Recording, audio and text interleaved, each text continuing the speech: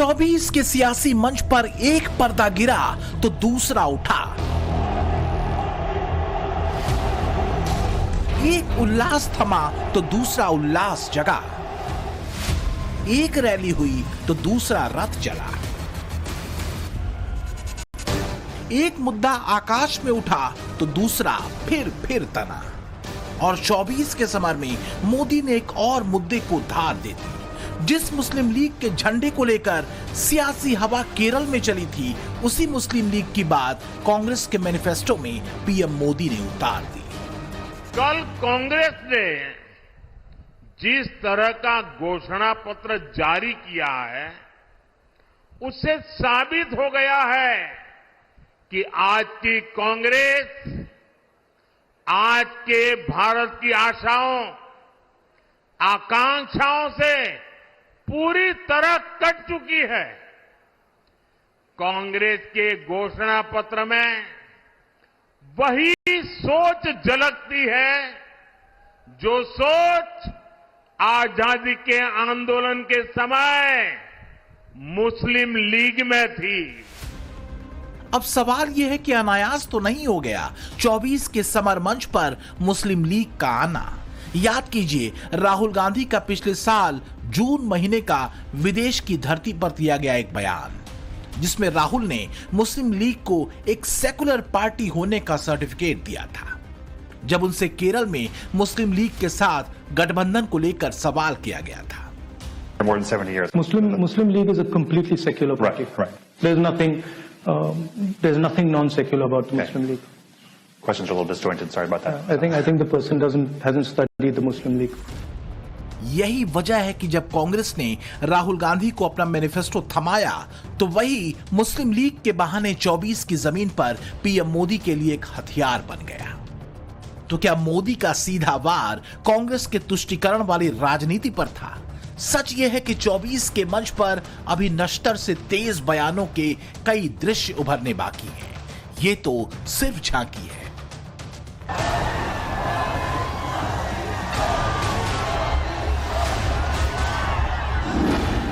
America में भी भारत का डंका बज रहा है, अफ्रीका में भी भारत का डंका बज रहा है, सारी दुनिया में देश का डंका बज रहा है ना।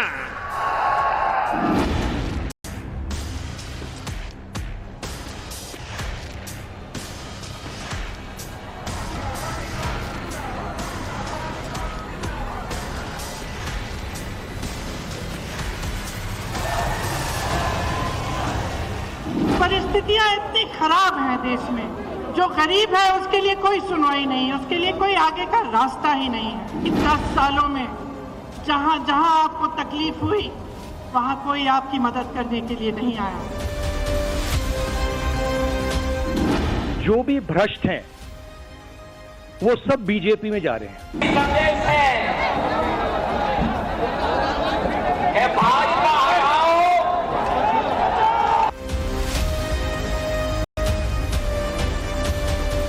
कांग्रेस के घोषणा पत्र में वही सोच झलकती है जो सोच आजादी के आंदोलन के समय मुस्लिम लीग में थी। टक्कर बड़ी है इस बार की। 24 की लड़ाई में कई टेस्ट होने।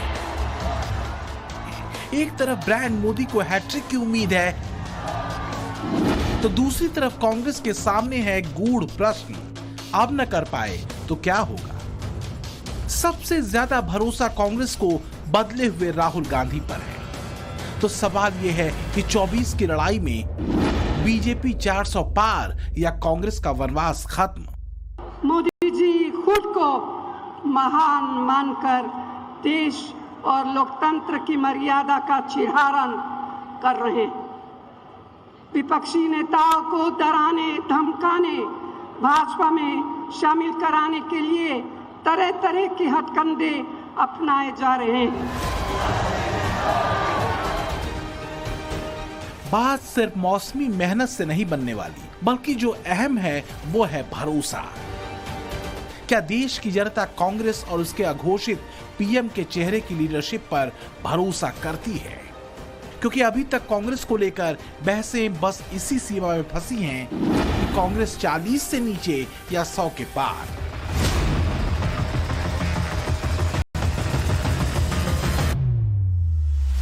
तो अभी नए भारत का मूड क्या है? क्या वास्तव में कांग्रेस के नेतृत्व वाले इंडी गठबंधन के लिए कोई सुखद संकेत है या फिर चुनावी मंचों से सिर्फ हवा ही बनाई जा रही है?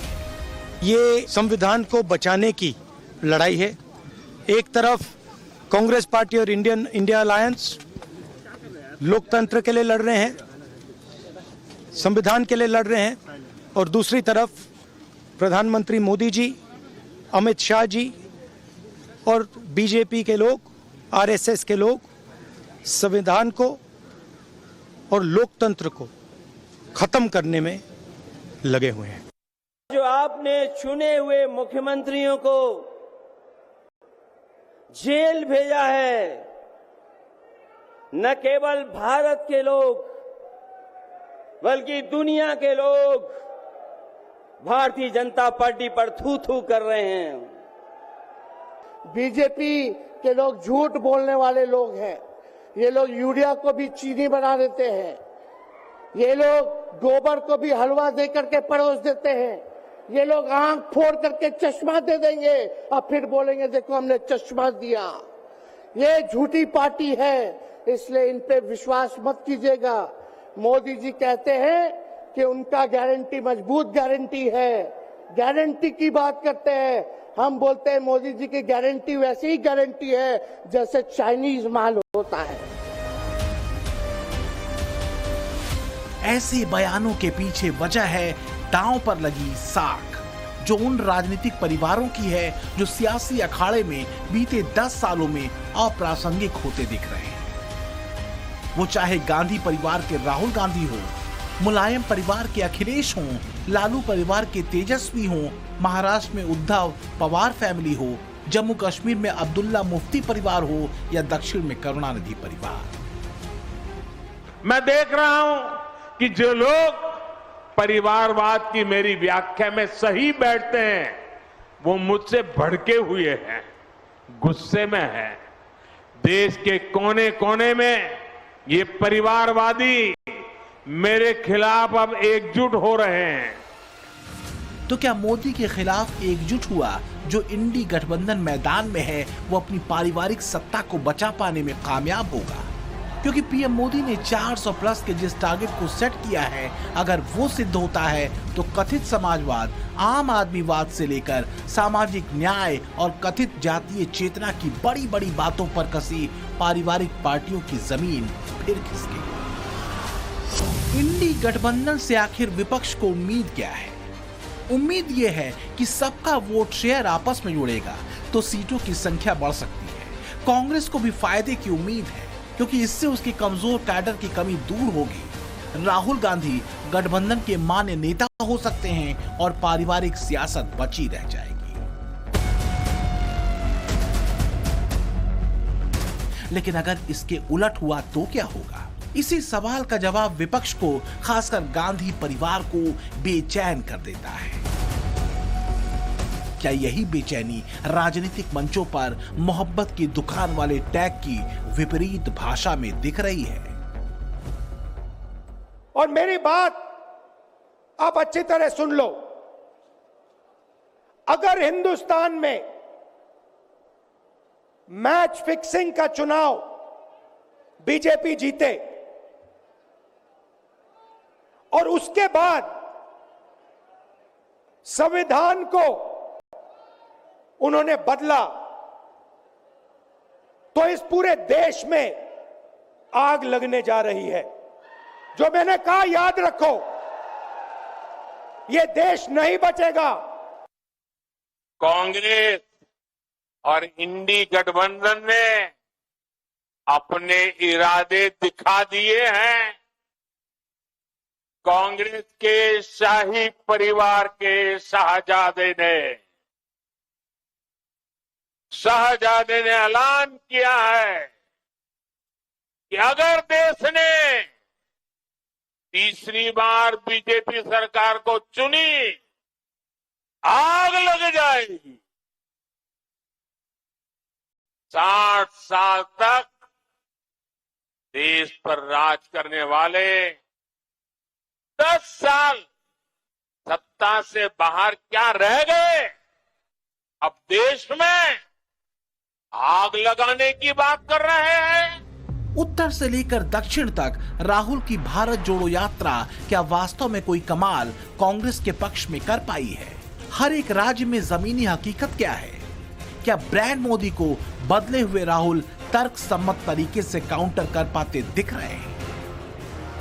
यहां किसी ने ईवीएम की बात की, मैं आपको बता रहा हूं, ईवीएम के बिना नरेंद्र मोदी चुनाव नहीं जीत सकता है। ये वो राहुल गांधी हैं जिनकी पार्टी ने पिछले साल ही कर्नाटक और तेलंगाना के चुनावों में उसी ईवीएम के भरोसे सरकार बनाई है जिसे वो कोस रहे हैं और संदेह की नजर से देख रहे हैं। इसमें से एक राज्य तो कांग्रेस ने बीजेपी से छीना है और कांग्रेसी इसी विजय पर राहुल गांधी की भारत जोड़ो यात्रा की तारीफ की पुल बांधते नहीं अगाते। बहरहाल बात भरोसे की है और क्या ऐसे विरोधाभास कांग्रेस पर भरोसे को कम करते हैं? सवाल ये है कि हिंदी बेल्ट में कांग्रेस कहां है? दक्षिण के दुर्ग में कौन सरप्राइज दे रहा है? मोदी या राहुल? जनता का भरोसा किस पर है? इंडी गठबंधन की सबसे बड़ी कसौटी पर जनता का भरोसा है और इसी भरोसे का अभाव गठबंधन के भीतर भी एक बड़ी चुनौती है। इंडी गठबंधन में जो लोग हैं, इन लोगों की स्थिति आप देख रहे होंगे। वेस्ट बंगाल में टीएमसी ने अपने सभी प्रत्याशी दे दिए, कांग्रेस के लिए एक भी सीट नहीं छोड़ी, लेकिन वो इंडी गठबंधन का हिस्सा है। केरल में कम्युनिस्टों ने कांग्रेस के साथ कोई गठबंधन नहीं किया, लेकिन वहां इंडी गठबंधन का हिस्सा अपने आप को कह रहा है। ऐसे ही महाराष्ट्र के अंदर देखने को मिल रहा है और ऐसे ही अलग अलग क्षेत्रों में जब इनको प्रत्याशी नहीं मिल पा रहे हैं तो सपा का प्रत्याशी कांग्रेस में जा रहा है, कांग्रेस का सपा में जा रहा है और तब जोड़ तोड़ करके किसी प्रकार से ये लोग चुनावी अखाड़े में अपना दांव आजमाने का कार्य कर रहे हैं। सब कुछ मिला है, आपको नहीं दिखाई दे रहा क्या नहीं मिला। और बीजेपी में कितने के दिल नहीं मिले? बीजेपी के लोग दिल मिले ना मिले बस मुस्कुराते रहिए। देखा नहीं जिन्होंने क्या क्या नहीं सुनाया, क्या क्या नहीं कहा, उन्हें कैसे गले मिलाया जा रहा है। बहुत मुश्किल से बेहद मजबूरी में यूपी में कांग्रेस और समाजवादी पार्टी का गठबंधन हुआ है। यूपी में कांग्रेस को समाजवादी पार्टी ने 17 सीटें दी हैं, जिसमें अमेठी और रायबरेली सीट भी शामिल है। हालत यह है कि अमेठी और रायबरेली जैसी परंपरागत सीट पर भी कांग्रेस अपने प्रत्याशियों के नामों को फाइनल नहीं कर पाई है। गठबंधन में आने की वजह दोनों की मजबूरी भी है, क्योंकि कांग्रेस का काडर यूपी में कमजोर है। यूपी में कई जगहों पर राहुल गांधी की न्याय यात्रा में भीड़ जुटाना मुश्किल हो गया था। कई सीनियर कांग्रेसी पार्टी छोड़ चुके हैं। तो दूसरी तरफ अखिलेश को मुस्लिम वोट बंटने का डर था। कांग्रेस के अलग लड़ने की वजह से समाजवादी पार्टी को कई सीटों पर विधानसभा चुनाव में झटका लगा और ओवैसी पहले ही अखिलेश के लिए चुनौती बने हुए हैं। कांग्रेस के पास पिछले 30 सालों से संगठन नहीं है, न बूथ पे कार्यकर्ता बचे हैं, न जिले में बड़े नेता हैं, वोट बैंक कोई कांग्रेस के पास बचा नहीं है। और आप चाहे पूरे प्रदेश के लोगों को जुटा लीजिए, चाहे कुछ भी कर लीजिए, आपके पास जब संगठन नहीं रहे, आपके पास पब्लिक में वो मास लेवल पे फॉलोइंग नहीं बची है कांग्रेस की या संगठन की, तो आप चाहे जितना भीड़ कोशिश करिए पूरे प्रदेश के लोगों को बुलाने की, भीड़ नहीं।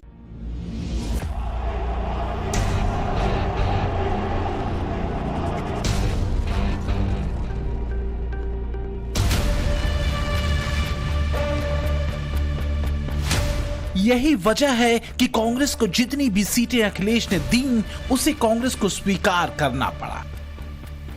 इधर यूपी में बीजेपी की नजर हर एक सीट पर है, कोई कसर छोड़ने की गुंजाइश नहीं। मिशन क्लियर है, यूपी में 80 में 80 सीटें। तो दूसरी तरफ इंडी गठबंधन में कंफ्यूजन ही कंफ्यूजन है। समाजवादी पार्टी का हाल देखिए। कम से कम 6 सीटें ऐसी हैं जहां समाजवादी पार्टी कैंडिडेट बदल चुकी है। नोएडा की सीट पर समाजवादी पार्टी 3 बार कैंडिडेट बदल चुकी है। मेरठ और आगरा की सीट से भी कैंडिडेट बदले जा चुके हैं। रामपुर और मुरादाबाद में प्रत्याशियों को लेकर बवाल अब तक चल रहा है। ये भी कहा जा रहा है कि अब बागपत से भी प्रत्याशी बदला जा सकता है। बदायूं से शिवपाल को टिकट मिला था, लेकिन वो अपने बेटे को चुनाव लड़ाना चाहते हैं। एक तो बदले जाते हैं और भारतीय जनता पार्टी अनाउंस नहीं कर पा रही। उनके जो प्रत्याशी हैं वो जनता दौड़ाई जा रही है।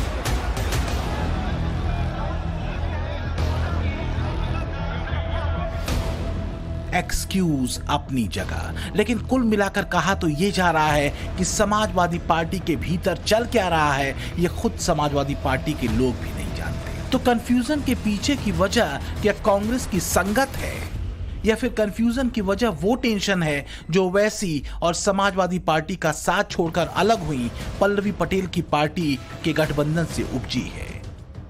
अखिलेश के पीडीए के मुकाबले ओवैसी पल्लवी का पीडीएम। इस लड़ाई को हमको सिर्फ पार्लियामेंट इलेक्शन तक ही नहीं रुकना चाहिए, बल्कि उसको आगे लेके जाना चाहिए। तो हमको उम्मीद है कि इंशाअल्लाह ताला ये जो पीडीएम बना है सामाजिक न्याय के बारे में, उसको हम उसके साथ रहेंगे मायम पार्टी, और हम लोग इसको आगे लेकर जाएंगे। और मुझे यकीन है कि उत्तर प्रदेश की जनता इस पीडीएम का साथ देगी। इतना ही नहीं, यूपी के मैदान में बीएसपी के अकेले कूदने से कई सीटों पर मुकाबला 3 कोणों के बजाय 4 कोणों वाला हो सकता है। अगर ऐसा हुआ तो नुकसान इंडी गठबंधन का होगा, और उसमें भी कांग्रेस को सबसे ज्यादा। टाइम्स नाउ नवभारत ईटीजी के सर्वे में जो रुझान है वो संकेत दे रहे हैं कि यूपी में बीजेपी को 80 में से 73 सीटें मिल सकती हैं। समाजवादी पार्टी को 4, जबकि कांग्रेस और बीएसपी को 1 भी सीट मिलती नहीं दिख रही। लेकिन कांग्रेस की बाजी सिर्फ यूपी में नहीं फंसी, बिहार में भी तमाम खींचतान के बाद कांग्रेस आरजेडी की कृपा दृष्टि के भरोसे है। आरजेडी 26 सीटों पर चुनाव लड़ेगी, जबकि कांग्रेस को 9 सीटें मिली हैं, वहीं वाम दलों को 5 सीटें मिली हैं। कांग्रेस इतनी मजबूर है कि पूर्णिया सीट पर पप्पू यादव की उम्मीदवारी फंस गई। पप्पू यादव पीछे हटने को तैयार नहीं, तो वहीं लालू की पसंद बीमा भारती भी मैदान में है। पप्पू यादव ने भी नामांकन कर दिया है। सबकी एक ही आवाज है, पूर्णिया और पप्पू और पूर्णिया। बहुत सारे लोगों ने जिस तरीके से साजिश की हमें पॉलिटिकल डेथ और मर्डर करने की, हमारे खिलाफ है, वो बीजेपी के साथ है। हम किसी का नाम नहीं ले रहे, ये जनता के ऊपर छोड़िए ना। मजे की बात यह है कि पप्पू यादव की पार्टी का विलय खुद में कराने वाली कांग्रेस ने पप्पू यादव से किनारा कर लिया, ये कहते हुए कि पप्पू यादव तो कांग्रेस के सदस्य ही नहीं है। क्या स्टैंड होगा सर? इन स्टैंड होगा, देखिए सबसे पहले तो टेक्निकल बात है कि उन्होंने घोषणा तो कर दिया, जो मेरी जानकारी है, व्यक्तिगत जानकारी जो है, लेकिन वो कहीं भी बिहार कांग्रेस के दफ्तर में आके पार्टी की प्राथमिक सदस्यता ग्रहण नहीं किए हैं।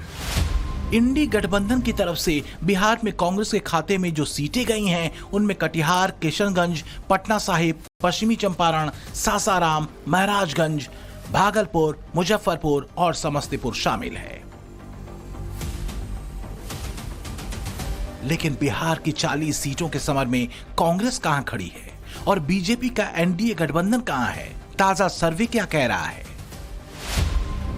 ईटीजी टाइम्स नाउ नवभारत के सर्वे में बीजेपी को बिहार में 17 सीटें मिलती दिख रही हैं, जबकि उसके सहयोगी जेडीयू को 15 सीटें, आरजेडी को इस बार 2 सीटें मिल सकती हैं, कांग्रेस को 0, एनडीए के घटक दल एलजेपी को 5 सीटें और अन्य के खाते में 1 सीट जाती दिख रही है।